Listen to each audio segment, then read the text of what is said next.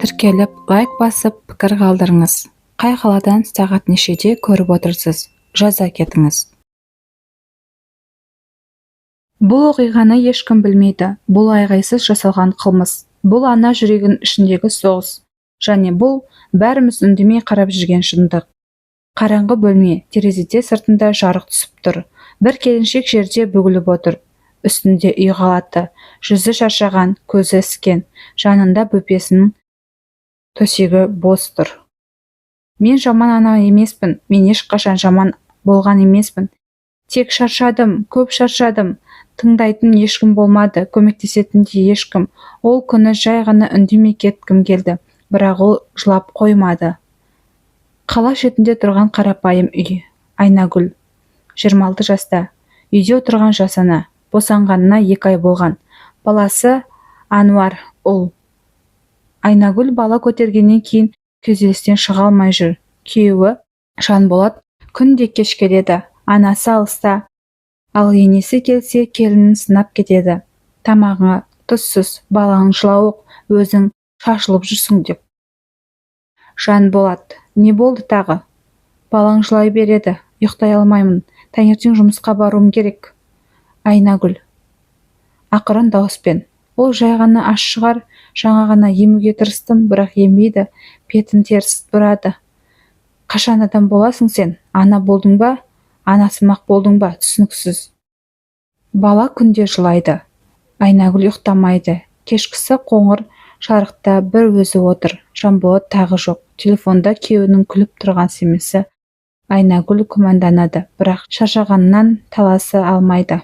Айнагүлдің жанайқайын ешкім естімейді, ол психикалық күйзелісті білдіріп көрді. Ешкім түсінбейді, бала жылай берді, түн болды. Айнагүл үндемеді, Жанболат тағы да келмеді. Түн, терезеде ай жарығы түсіп тұр, бала төсекте жылайды. Айнагүлдің көзі қызарып кеткен, бірнеше күн ұйықтамаған тұр. Ол жай ғана теріс қарап отыр, бірақ жылау тоқтамайды. Жайлап баланың қасына келеді, үстіндегі жамылғын алып, баланың бетін жауып тұншықтырады. Ол ештеңе айтпайды, тек көзіне жас ағады, секундтар өтіп жатыр, жылау біртіндеп бәсеңдейді. Сосын үнсіздік. Бұл қасақана өлтіру емес еді, бұл жан айқайын шегі. Бұл көмек сұраған, бірақ ешкім естімеген әйелдің соңғы амалы. Күйеуі үйге келді. Айнагүл кіреберісте отыр, қолында кішкентай киім тұр. Ол күлмейді, ол жыламайды да, тек мен біттім дейді. Босанғаннан кейінгі депрессия шын мәнінде бар. Жас аналарға тек ақыл емес, шын қолдау керек. Кейде бір жылы сөз бір адамның өмірін құтқара алады. Камерада темір есік, ар жағында кілтпен ашылған дыбыс естіледі. Айнагүл тергеу бөлмесінде отыр, түрі бозарып кеткен. Көзі түссіз, қасында қорғаушы отыр, қолындағы қағазға қарамайды. Үнсіздік. Кейде айғайдан да күшті. Ал Айнагүл тіпті жыламады, себебі оның ішіндегі ештеңе қалмаған еді. Тергеуші қатаң үнмен: балаң қашан тұншықтырдыңыз?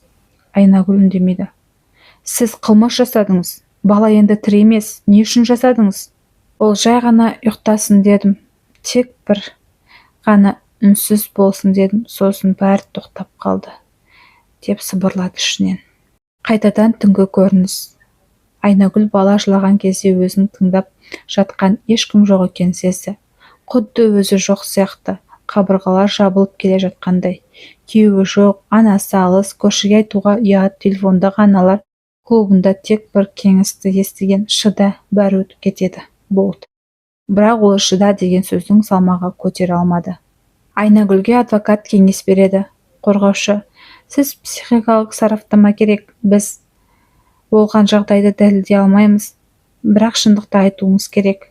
Айнагүл ақырын: мен жақсы ана болғым келген деді. Психолог келді. Бұл босанғаннан кейінгі күйзелістің ауыр формасы. Айнагүл жалғыз болды, эмоциялық, әлеуметтік, психологиялық қолдаусыз қалды.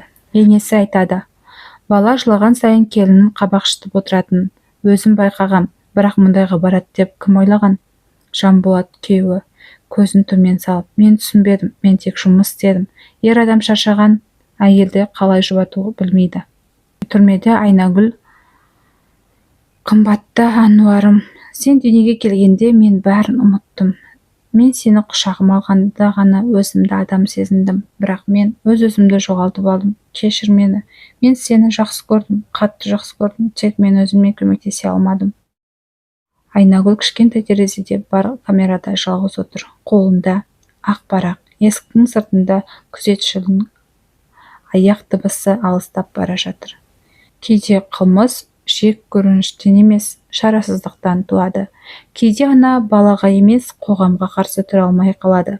Айнагүл сотталды, бірақ ана болуға дайын болмаған қоғам ақтала ма? Айнагүл отырған камераны көрсетті. Таң жарық жайлап түсіп жатыр. Айнагүл күнделік дәптеріне жапты. Бет жүзінде шаршаған тыныштық, бірақ көзінде кішкентай ғана жарық бар, үміттің кішкентай ұшқыны. Айнагүл енді ештеңе күтпейді. Тек жазып отыр. Жүрегінде ауыртпалық әр параққа бөлініп, ал енді айғайламайды. Ол сөйлеп отыр. Ақ халатты дәрігер Айнагүлді бақылауда. Тырысқан қағаздарды көреді. Бір суретте бос бесік, бірінде өз бейнесін. Терезе алдында көзінде үміт бар. Айнагүл қауіпті адам емес, ол емделу керек адам.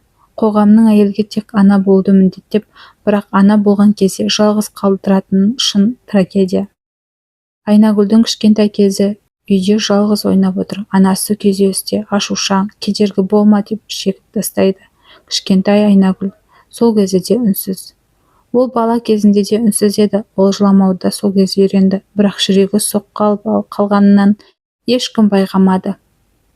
Жазасын психиатр емханасында өтуге үкім етіледі. Бұл үкім кеш емес, бірақ тым кеш айтылған сөздердің орнын толтыра алатын ма? Әлеуметтік желіде идеал аналар суреттері. Кішкентай сәби жылап жатыр. Анасы естімегендей телефон қарап отыр. Әйелдердің жабық көздері. Сен жақсы анасың ба? Бұл жай ғана жылай беретін бала болған. Менің де ішімде үнсіз айқай бар. Айнагүл дауысы жай жылы әрі өкінішті үнмен. Егер сен бұл сөздерді оқып отырсаң, сен де жалғыз емессің. Бала жыласа, бұл сенің кінәң емес. Егер шаршаған болсаң, бұл әлсіздік емес. Көмек сұраудан ұялма. Егер мен де кезінде бір адамға айтып үлгергенімде бәрі басқаша болар ма еді. Өз жүрегіңді де қорға, себебі сен де бала болдың. Және саған да қамқорлық керек. Мен ана болғым келген, тек бәрі тым ауыр болды. Біз қылмыскерді көрдік, бірақ оның ішіндегі жараны көре алдық па? Әрбір ана қолдау іздейді. Әр үнсіздік бір сәбидің жылуына жауапсыз қалуы мүмкін. Тыңдай білейік, ести білейік, кеш болмай тұрғанда. Бұл бір Айнагүлдің ғана оқиғасы емес, бұл мыңдаған үнсіз ананың шындығы. Бір адам тыңдаса, бір өмір аман қалады. Қазақстанда жыл сайын жүздеген әйел осы депрессияға ұшырайды. Олардың көпшілігі ешқашан көмек сұрамайды.